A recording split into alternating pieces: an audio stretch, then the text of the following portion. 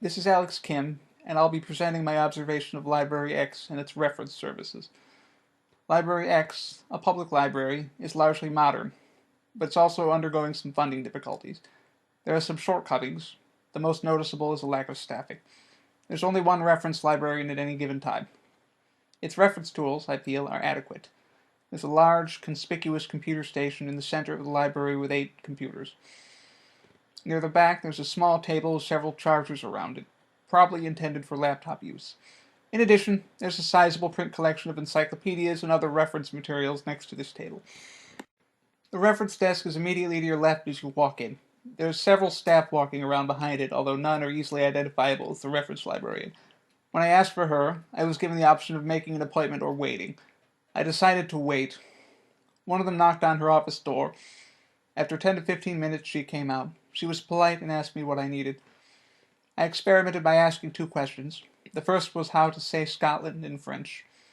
She sat down at the desk, at the computer, and typed something into what I suspect was Google. After a short while, she turned the monitor to reveal the Google Translate page, which had the answer, which was Écossais. I then asked if there were any resources for etymology. She directed me to the library's print reference, which was all the way across the library, and specifically to their copy of the shorter Oxford English Dictionary. None of the other branches had the full dictionary. The second question was who presided over Roe v. Wade. Again, she turned the monitor around and did some searching. Shortly after, she showed me the answer from a Cornell University page. It was Warren Burger. When I asked about other sources of legal information, she pointed me again to the print collection, which had a few dictionaries of legal terms. Although they were fairly recent, they were also very dusty. I asked Librarian X the most difficult part of her job. Funding aside, she said it was the large number of older patrons who would ask her religious questions or moral ones, which are more the domain of clergy or ethicists, she thinks. She also disliked the influx of political questions she would get around election time, since honest answers were hard to give. Before and after this experimentation, I had observed the desk for a number of hours. Although the library was reasonably crowded, most of the other patrons were young, looking from elementary to high school. The vast majority spent most of their time on either their laptops or the library's computers. About a third to a quarter had books. I would say that Librarian X was asked for maybe once or twice an hour. I couldn't hear with detail what she said, but a lot of the children had school books, and the questions were probably relatively simple academic ones. But most patrons who walked up to the reference desk did not ask for the reference librarian. Rather, they would ask the staff something about the facility, such as the location of certain genres, or to do a library search for a specific book. Library X embodies the modern library fairly well.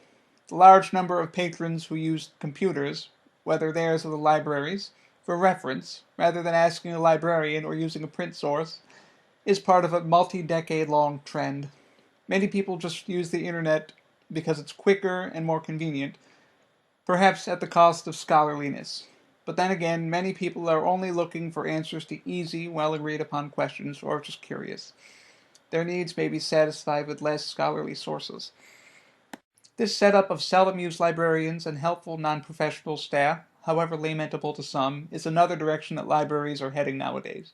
Ready reference with the assistance of a librarian has been decreasing, and some consider it to be very insignificant at this point.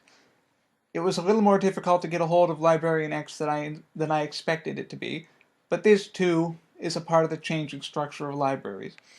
Increasing internet usage and decreasing ready reference demand are 2 reasons for this.